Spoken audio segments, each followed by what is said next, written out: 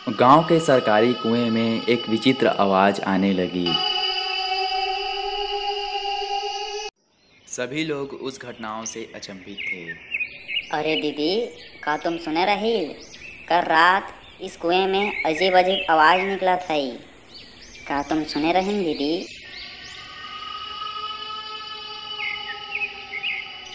हाँ पुष्पा, मैं सुनी थी। बिट्टू के पापा बोलत रही कि मैं कुएं से जाकर देख आऊँ, लेकिन मैं साफ साफ बोल दई तुम कुएं में नहीं जाओगे, भला क्या अनहोनी हो जाए। अगली रात फिर से उस कुएं में अजीब अजीब रोने की आवाज आने लगी। सारे गांव वाले उस कुएं से निकली हुई आवाज को सुन रहे थे, लेकिन गांव वालों में से किसी का भी जाने का हिम्मत नहीं हुआ।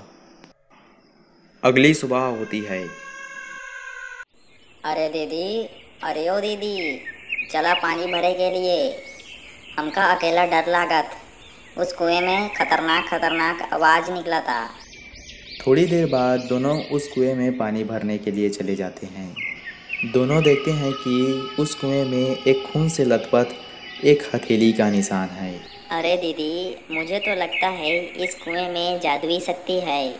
रात रात को डरावनी डरावनी आवाज़ आती है और दिन को देखो तो एक खून से लथपथ हथेली की निशान है।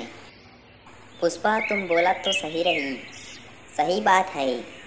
चलो हम इस कुएं के बजाय तालाब में पानी भरा जाए। रात के 12 बजते ही उस कुएं से डरावनी डरावनी आवाज़ आने लगी। अरे पूर्णिमा, मुझे लगता है ये किसी गांव वालों का ही करतूत है।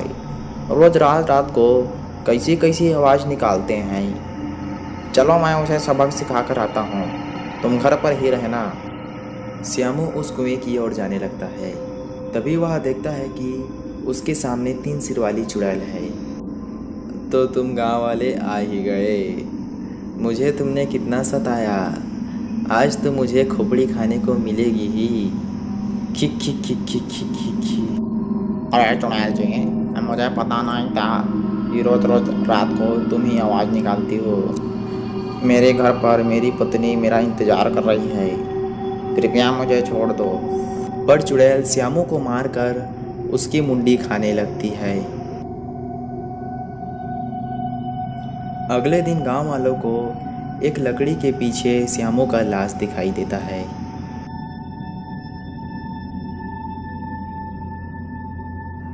यह बात सारे गांव में फैल जाता है और गांव वाले फैसला करते हैं कि कोई भी उस कुएं में पानी भरने के लिए नहीं जाएगा। सारे गांव वाले तालाब में पानी भरने के लिए जाएंगे।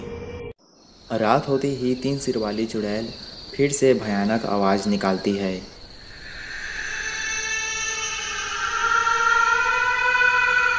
लगता है गांव वाले बहुत समझदार हो गए हैं, और मैं ऐसी ही करती रही तो मैं भूख से मर जाऊंगी।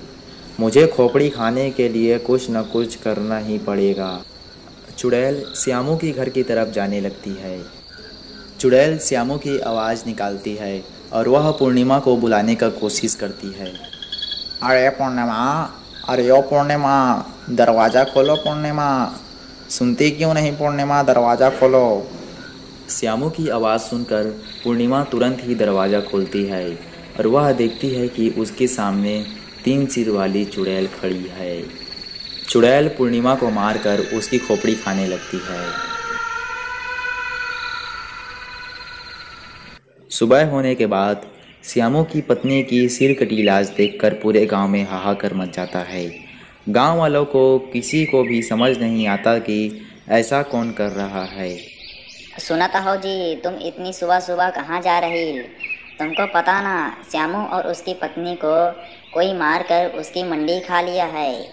लगता है ये सब भूत पिशाच ही कर रहे हैं। अरे पूनम, तुम चिंता ना करा, हमका कुछ नहीं हुई। हम उस कुएं के पास जावत भाई, ताकि उस कुएं के पास सीसीटीवी कैमरा लगा सके, तभी पता चले कि मामला का बा। वह उस कुएं के आसपास में सभी जगहों पर सीसीटीवी कैमरा लगा देता है ताकि पता चले कि मामला क्या है। 12 बजते ही 3 सिर वाली चुड़ैल फिर से उस कुएं में खतरनाक आवाज़ें निकालती है लगता है गांव वाले बहुत समझदार हो गए हैं। अगर मुझे 2 दिन तक मुंडी खाने को नहीं मिली तो मैं तो मर जाऊंगी। मुझे कुछ न कुछ करना पड़ेगा। अगले दिन सुबह होते ही सारे गांव वाले सीसीटीवी कैमरा का फुटेज देखने के लिए पहुंचे। उन्होंने देखा कि 3 सिर वाली चुड़ैल है। सुनो गांव वालों, हमारे सामने एक 3 सिर वाली चुड़ैल है जो बहुत ही भयानक है। हमें इसका सामना डट कर करना पड़ेगा। अगर हम ऐसे ही करते रहें तो वह पूरी गांव को बर्बाद कर देगी और वह चुड़ैल 2 दिन तक मुंडी नहीं खाई तो वह मर जाएगी। तो गांव वालों, मैं पूरे गांव में 3 दिन तक लॉकडाउन करवाता हूं, जिससे कि सब अपने अपने घर में रहेंगे।